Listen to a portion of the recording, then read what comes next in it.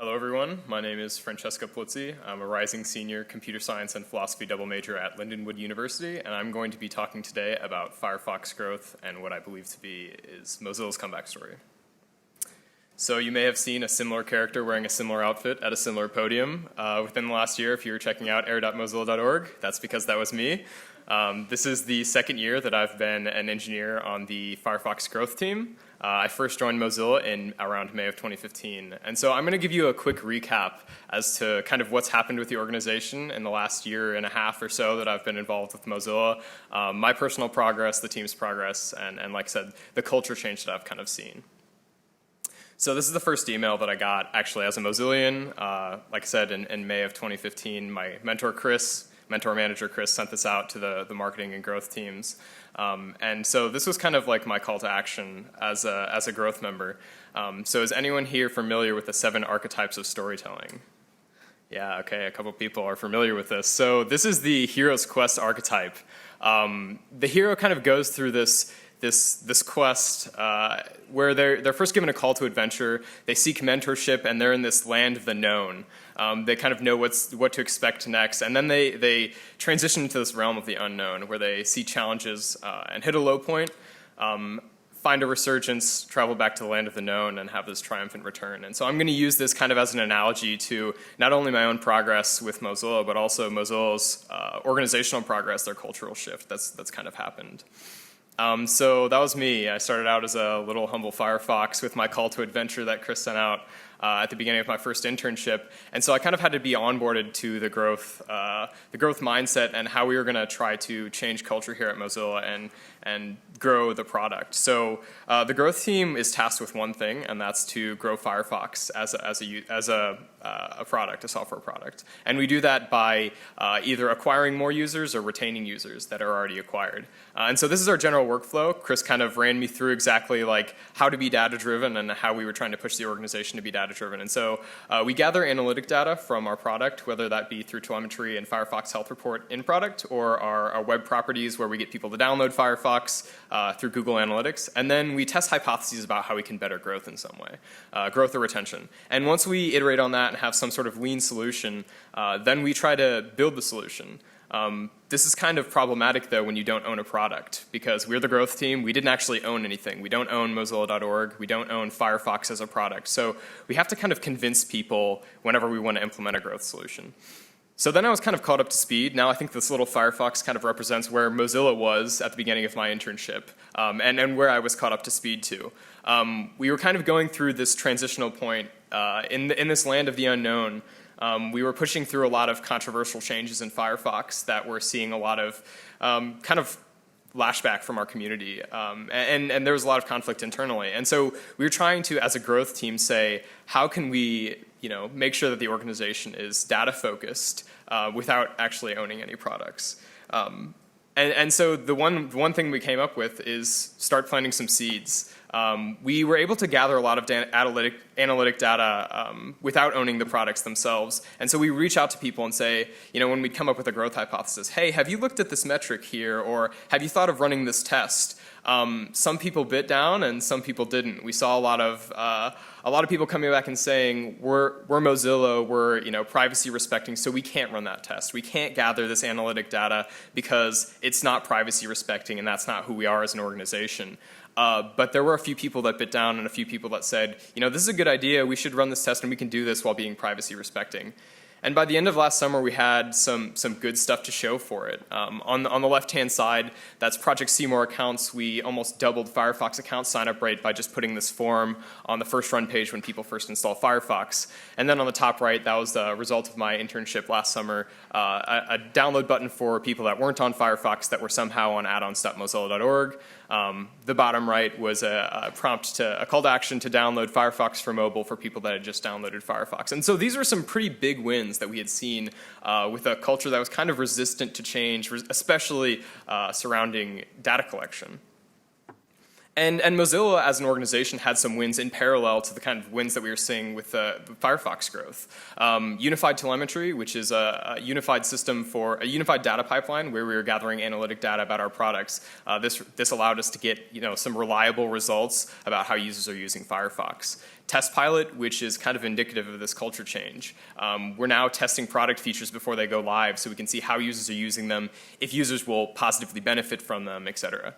And then the marketing team took on the Agile Framework, which is a collaborative method of development that usually software and products teams use to kind of cooperate together and iteratively work on projects.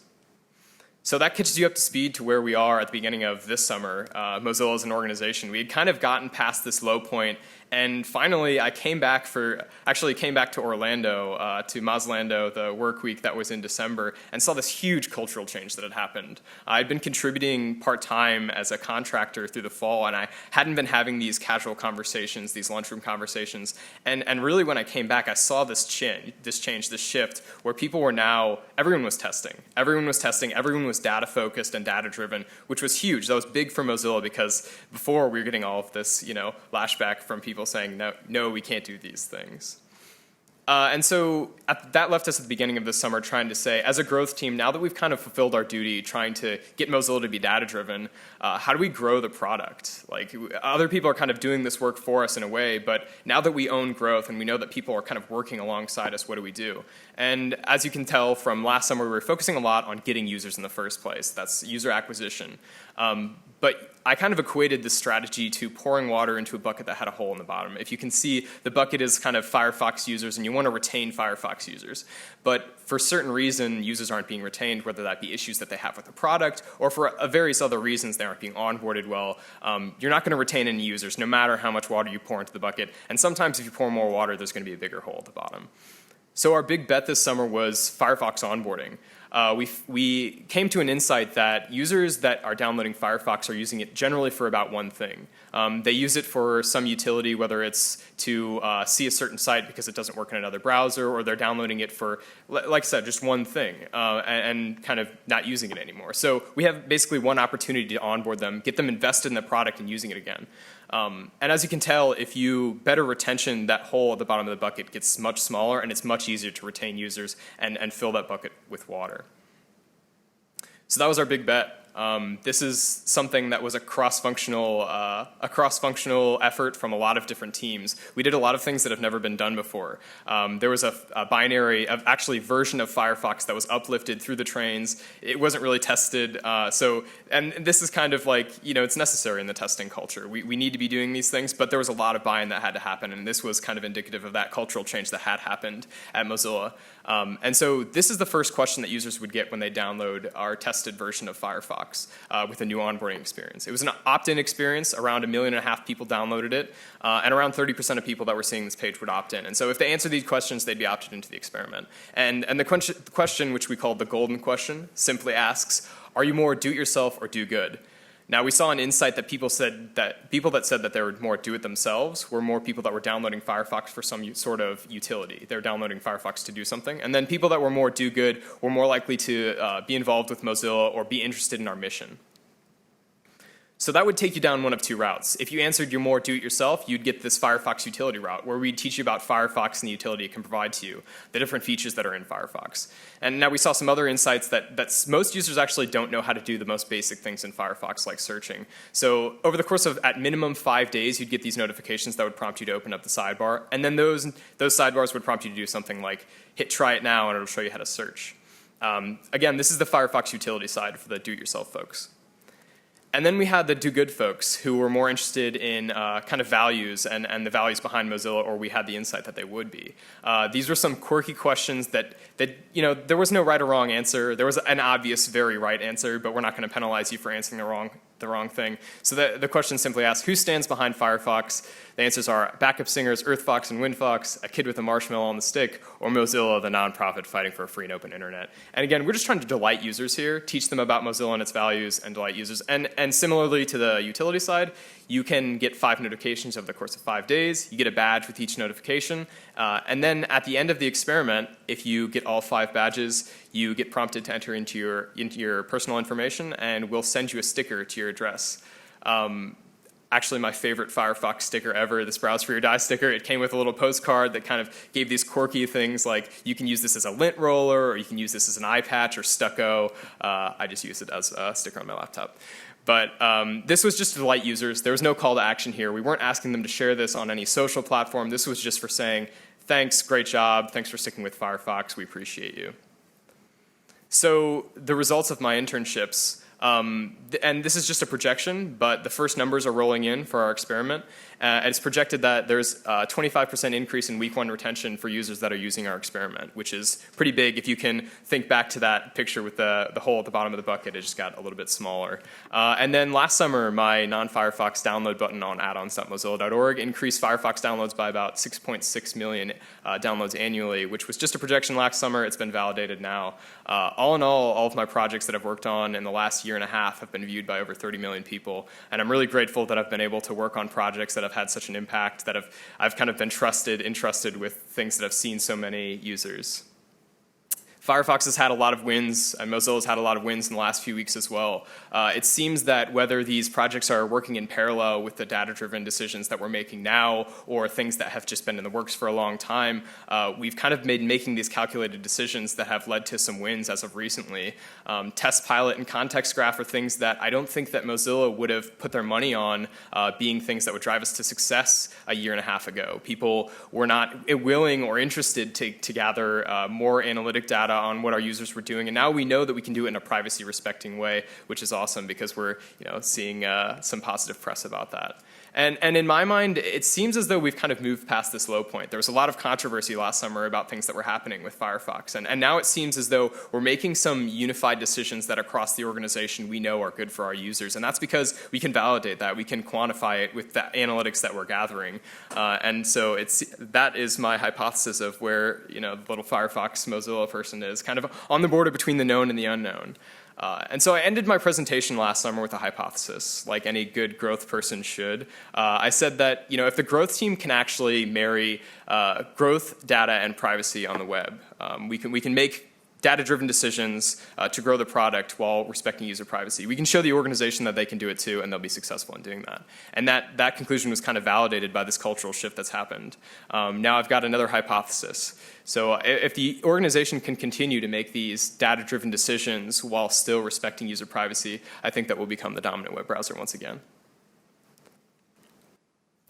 I've had a really crazy, awesome adventure here with Mozilla. The first time my first internship with Mozilla, I had stepped on a plane twice in my entire life. I hadn't really left the Midwest very much. In the last year and 3 months, I've been to over 20 cities in 4 countries. Not all for Mozilla, but all directly because of the internship that I got here. And I couldn't be any more grateful for the opportunity that I've had here to grow as a person, to grow as a professional. I can't thank enough my mentor and manager, Chris. He's been just the pinnacle of a great mentor for me for the last year, and everyone at Mozilla that's shown me nothing but respect and helped me grow as a professional. If you're looking to contact me after my internship, you can find me basically on any social platform at FrancescoSTL. And if you're interested in what the growth team's doing here at Mozilla to grow Firefox, you can search Firefox Growth Team in any major search engine. And with that, I will open up the floor to any questions.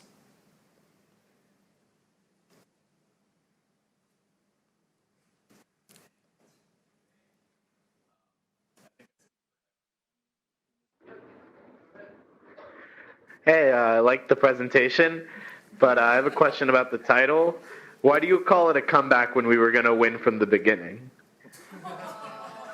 That's a good question. I'll get back to my people and get back with you with an answer on that later. Thanks. So I was just going to ask, I think I speak for everyone in asking, where can we get one of those stickers? Yeah, if you guys are in the room today, I'm actually going to be handing out some stickers. Also, you guys can probably harass me because we have a copious amount of stickers left over at the office, about 23,000 to be exact. So, any other questions? All right, thank you guys very much.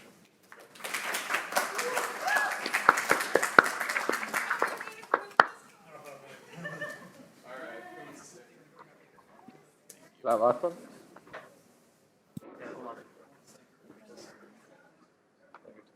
Time to go get another Armine.